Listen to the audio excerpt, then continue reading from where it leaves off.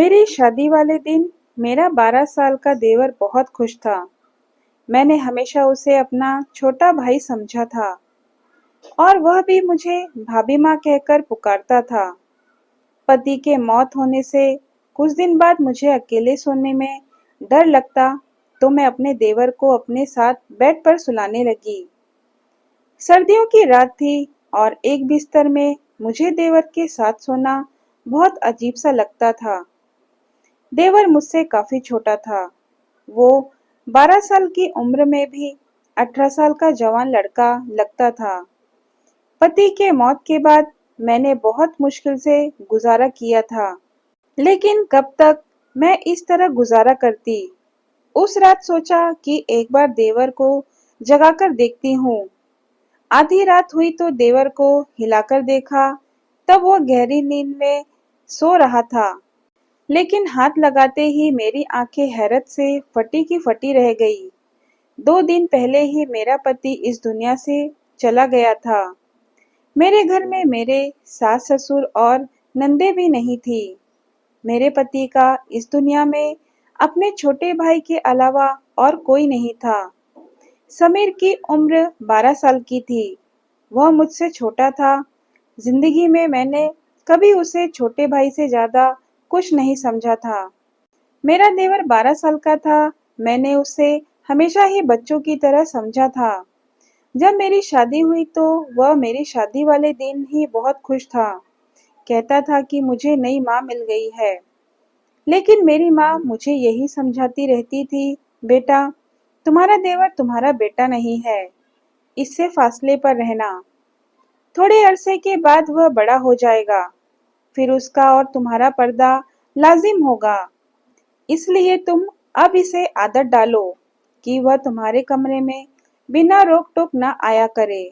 मैंने बहुत बार देखा है कि तुम्हारा देवर बिना वजह मुंह उठाए तुम्हारे कमरे में आता जाता है। बेटी, तुम्हें ऐसा नहीं करना चाहिए। तुम एक शादीशुदा लड़की हो। तुम्हें अपने पति की भी परवाह करनी है और नगर वालों की भी। मैं अपनी माँ की बातें सुनती तो मुझे ऐसा लगता समीर के बारे में मेरी माँ बहुत बुरा सोचती है, इसलिए मैं उनके बातों पर खफा होती थी। लेकिन जब आज मैं बेचारी हो गई, मेरा पति इस दुनिया से चला गया था, तो मेरी आंखों में आंसू आ रहे थे। मैं सोच भी नहीं सकती थी कि वह मुझे अपने 12 साल के भाई के ऊपर छोड़कर इस दुनिया से चला जाएगा। मेरी जिंदगी मुश्किल में पड़ गई थी। रो रो कर मेरा बुरा हाल हो गया था। रात के 12 बज गए थे। मेरा देवर समीर अभी तक घर नहीं आया था। वह शायद अपने भाई के रिश्तेदारों के साथ था। मेरा दिल सोच रहा था कि चलो वह घर नहीं आता तो ज्यादा अच्छी बात है, क्योंकि अगर वह घर आ गया तो मुझे भी गैर महसूस होगा। मुझे रह रहकर अपनी माँ की बातें याद आ रही थी। लेकिन इस लंबे घर के दरवाजे पर दस्तक हुई। मेरा दिल उछलकर हलक में आ गया। मैंने सोचा कि पता नहीं कौन होगा, मगर बाहर से समीर की आवाज आई, भाभी दरवाजा खोलो। मैंने डरते डरते ही दरवाजा खोला था। आज तो मुझे यह घर जंगल जैसा मालूम हो रहा था। समीर मुझे छोटा सा भेड़िया लग रहा था। पता नहीं क्यों मैं उसके बारे में इतना बुरा सोचने लगी थी। भाभी, आपने खाना खाया? उसने मुझसे मासूमियत से पूछा। नजरें झुकी हुई थी और साथ ही हाथ में एक थैली रखी हुई थी। थैली में चावल थे। चावल होटल वाले लगते थे। उसने एक प्लेट में चावल डाले और मेरे सामने लाकर रख दिए। भाभी, मुझे खाना बनाना नहीं आता। मैं आपके लिए बाहर से लेकर आया हूँ। आप खा लें, वरना यूं ही भूखी मर जाएंगी। मैं अपने भाई के बाद अपनी माँ को नहीं खोना चाहता। समीर की आंखों में भी आंसू थे। कहने को तो वो मुझे माँ ही कह रहा था, मगर फिर भी माँ की बातें मेरे जहन से नहीं निकल रही थी। भाभी, आपको फिक्र करने की कोई जरूरत नहीं है। मैं आपका सहारा बनूंगा। आप इस घर से कभी मत जाना। वह बड़ी जज्बाती बातें कह रहा था, लेकिन मेरे जहन में बहुत सारे अंदेशे मटक रहे थे। फिर उसने अजीब बात बोली, भाभी, आप इस कमरे में सो जाइए।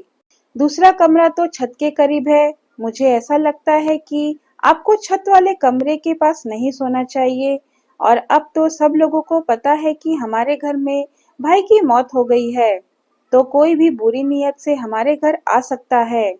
मैं हैरान थी कि इतनी छोटी उम्र में ऐसी बातें क्यों कर रहा है। क्या उसे किसी ने कुछ कहा है? मगर जो बातें उसने की थी, मुझे ठीक ही लगी थी। मैं उसके कमरे में चली गई। समीर का कमरा दूसरी तरफ था, जबकि मैं और मेरा पति छत के करीब वाले कमरे में रहते थे। मुझे बहुत अजीब सा लग रहा था। आज पहली बार मैं अपने कमरे के अलावा दूसरे कमरे में आई थी, मगर जो कुछ मैंने अपने देवर के कमरे में देखा, मेरी आंखें तो फटी की फटी रह गई। कमरे का दरवाजा बंद करते ही मेरी नजर ऐसी चीज पर पड़ी थी जिसने मेरे होश उड़ा दिए थे। वैसे तो वह 12 साल का बच्चा ही था, लेकिन मेरी माँ की बातें सही थी। समीर जो कुछ कह रहा था वह एक बड़ा और एक समझदार आदमी ही कर सकता है। समीर के कमरे में अपना जेवर देखकर मेरा दिल खौल उठा था। मैंने तो उसे कई जगह पर कई तालों में छुपा कर रखा था, मगर यह सब कुछ समीर के हाथ कैसे लग गया? बात बड़ी अजीब सी थी। मैं दिल में सोचने लगी कि सुबह होते ही इसे इस बात का सवाल करूंगी, मगर उस वक्त मुझे बहुत नींद आ रही थी। मैंने दरवाजे को अंदर से कुंडी लगाकर अच्छी तरह लॉक कर लिया और फिर सोने की तैयारी करने लगी।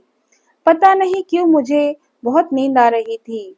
हालांकि 2 दिन से मुझे ज्यादा नींद नहीं आ रही थी, पर आज मुझे लग रहा था जैसे समीर के लाए हुए चावल खाकर मेरी आंखें भारी हो रही थी।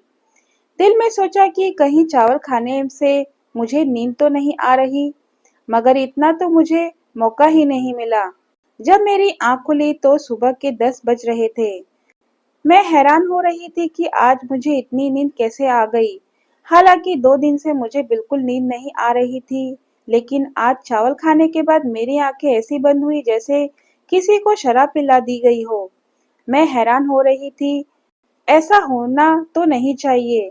मेरे दिल में ये बार बार एक ही ख्याल आ रहा था, कहीं देवर के लाए हुए चावलों को खाकर मैं बेहोश तो नहीं हो गई। लेकिन वो मेरे साथ ऐसा क्यों करेगा? मैंने दिल में सोचा।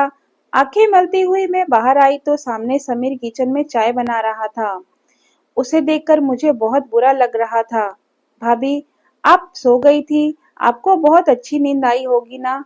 उसने मेरी तरफ पुकारते हुए देखकर कहा था। मैंने उसे कहा, हाँ, आज मुझे बहुत ज्यादा अच्छी नींद आई। तो क्यों नहीं आती भाभी? मैंने आपको चावल में नींद वाली गोली मिलाकर दी थी। मैंने अपने दोस्त को बताया था कि मेरी भाभी को नींद नहीं आती। उसने मुझसे कहा तुम उनके खाने में नींद की गोलियां मिलाकर दे दो, इससे वह आराम से सो जाएंगी। मैं हैरान हो रही थी कि समीर इतनी घटिया हरकत कैसे कर सकता है। समीर, तुम ऐसा सोच भी कैसे सकते हो? तुम अपनी भाभी को बेहोश करना चाहते थे। नहीं नहीं भाभी, मैं तो आपको अच्छी नींद देना चाहता था। अब आप अच्छी खासी तरोताजा लग रही हैं। यह लीजिए, चाय पीजिए। उसने चाय मेरे सामने रखी तो मैं शक में पड़ गई थी। इसमें भी कुछ मिलाया तो नहीं है? भगवान की कसम भाभी, वो तो मैंने आपकी नींद के लिए गोलियां मिलाई थी। आपको शक है तो ये चाय मैं आपके सामने खुद पी लेता हूँ, बाकी हम आधी आधी पी लेते हैं। उसने ग्लास के घुट भरते हुए मुझे दिखाया तो मैं यकीन कर बैठी। मैंने कहा कि ठीक है, मुझे माफ कर दो, मैं तुम्हारे बारे में शक्की हो जाती हूँ। मैं समीर का चेहरा देखती तो उसकी मासूमियत पर मुझे यकीन आ जाता था, क्योंकि वाकई उसके चेहरे पर बहुत ज्यादा मासूमियत और शराफत थी। मैंने आज उसे कुछ नहीं कहा था। जानना चाहती थी कि वह आगे खुद से क्या कहेगा, क्योंकि जो कुछ मैं उसके कमरे में देख आई थी, उसकी तो कोई माफी नहीं थी। थोड़ी देर बाद उसने खुद ही मुंह खोल दिया। भाभी, मैं आपके जेवर बेचना चाहता हूँ। मेरा एक बहुत ही जानने वाला और ईमानदार अंकल है। वह हमारे जेवर बेचकर हमें बहुत सारे पैसे देंगे। हम उन पैसों से ये मकान खरीद लेंगे। इस किराए के मकान में हम कब तक रहेंगे? मकान मालिक तो परसों किराया लेने आ जाएगा। हमारे पास तो पैसे भी नहीं है। समीर की बात सुनकर मैं हैरान हो गई थी। अभी तक ऐसा तो मैंने सोचा भी नहीं था। फिर वह कैसे सोच सकता है? बात बड़ी अजीब थी। मैंने कहा, समीर, तुम्हें यह ख्याल कैसे आया कि हम एक नया घर बनाएं? भाभी, मुझे आगे शादी भी करनी है। हमें सारी जिंदगी एक साथ रहना है। हमारे पास एक नया घर होना चाहिए और किराए के घरों में तो सिर्फ इंसान जलील होता है। समीर की बात ठीक थी, इसलिए मैंने उसे जेवर वाले मामले में कुछ नहीं कहा। लेकिन मुझे डर था कि अगर जेवर बेचकर हमारे पास पैसे न आए तो क्या होगा। मैं एक विधवा औरत थी, मेरा देवर 12 साल का था। ऐसे में कोई भी हमें आराम से धोखा दे सकता था। मैंने सोचा इस बारे में किसी से मशवरा कर लूं। मैं अपने मायके वालों से कहती हूँ, वह मेरी मदद जरूर करेंगे। समीर तो छोटा बच्चा था, जबकि इस बात पर मुझे अभी तक गुस्सा था कि उसने मेरे कमरे से आखिर ताला तोड़कर वह जेवर निकाला कैसे, जबकि ताला टूटे हुए भी नहीं था। इस जेवर के बारे में मैंने समीर को बताया भी नहीं था। मुझे अब समीर पर गुस्सा आ रहा था। मैंने अपने मायके वालों से कहा कि मुझे यह जेवर बेचकर घर खरीदना है। उन्होंने मुझसे कहा, नहीं, घर लेने की जरूरत नहीं है। तुम अब बेवा हो चुकी हो, तुम्हें अब हमारे घर आना होगा। पर मैं उनके घर नहीं जाना चाहती थी। मैं जानती थी कि मेरे भाई अपनी बीवियों के गुलाम हैं। वह अपनी विधवा बहन को कभी भी सहारा नहीं देंगे। जिंदगी भर इंसान उनके सहारे नहीं रह सकता। अभी अच्छा मौका था, मैं अपना जेवर बेचकर एक घर खरीद सकती थी। मेरे पति ने मेरे लिए काफी सारा जेवर बनवाया था। अब मैं समीर के सहारे ही चल रही थी। मैंने कहा, समीर, तुम चाहे तो वह जेवर बेच दो। मैं अपने मायके वालों से और उनके रवैये से मायूस हो गई हूँ। समीर ने अपने उन्हीं अंकल को वह जेवर जाकर दे दिए और 2 दिन के बाद हम एक जगह पर घर ढूंढकर घर की चाबी और घर के कागज उन्होंने समीर के हवाले कर दिए। मैं तो इस सारे अमल पर हैरान रह गई थी कि 2 दिन में इतनी जल्दी यह घर हमें कैसे मिल सकता है, जबकि लोगों को काफी सारा काम भी करना पड़ता है। घर के कागजात बहुत सारी ऐसी चीजें होती हैं जिन पर इंसान को मेहनत करनी पड़ती है, वक्त लगाना पड़ता है। जब समीर ने कागज लाकर मेरे हाथ में रखे तो मैं हैरान रह गई थी। वह तो 12 साल का था, मगर उसकी सोच बड़ों की वाली थी। फिर उसने अजीब सी बात कही, कहने लगा कि भाभी, हम सारा घर साफ कर लेंगे तो आपसे जरूरी बात करनी है। आज समीर की आंखें तो अजीब सी लग रही थी। उसकी नजरों में कोई अजीब सी बेचैनी थी, जिसे देखकर मैं समझ नहीं पा रही थी कि वह मुझसे क्या करना चाहता है। उस वक्त मैं जल्दी में थी। हमने घर में सारा सामान भर दिया था। अब हमें आगे की फिक्र थी कि हमारा खाना पीना और राशन कहाँ से होगा, जबकि मैंने तो कभी जिंदगी में बाहर जाकर कोई नौकरी भी नहीं की थी। फिर समीर यह क्यों कह रहा था कि उसे मुझसे कोई जरूरी बात करनी है।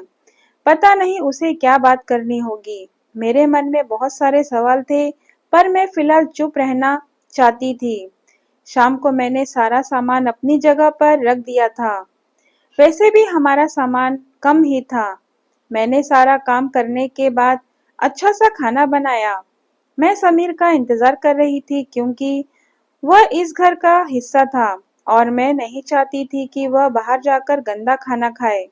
मैंने उसके लिए खाना बहुत मेहनत से बनाया था, बिल्कुल वैसे ही जैसे अपने पति के लिए पसंद से बनाया करती थी। हर किस्म के लाड़ प्यार और नखरे उठाती थी। बहुत सारा खाना बनाने के बाद मैंने टेबल पर रख दिया और समीर के आने का इंतजार करने लगी। मगर आज वह घर नहीं आया। मुझे बहुत अजीब सा लगा। उसे इस वक्त घर होना चाहिए था, जबकि रात के 10 बज गए थे। भाई के मौत से पहले तो वह शाम को तकरीबन 5 बजे घर आ जाता था और उसके बाद कभी घर से बाहर नहीं निकलता। हम लोग जब बाहर आइसक्रीम खाने जाते तो वह हमारे साथ जरूर जाता, लेकिन अकेला तो कभी घर से बाहर नहीं गया। मुझे डर लग रहा था। मैं उसका इंतजार करने लगी, यहाँ तक कि यह रात के 12 बज गए थे। उसने दरवाजे पर दस्तक दी। मैंने गुस्से से दरवाजा खोला। उस पर बरस पड़ी। कहाँ गए थे? तुम्हें शर्म नहीं आती? मैं तुम्हारा इंतजार कर रही थी।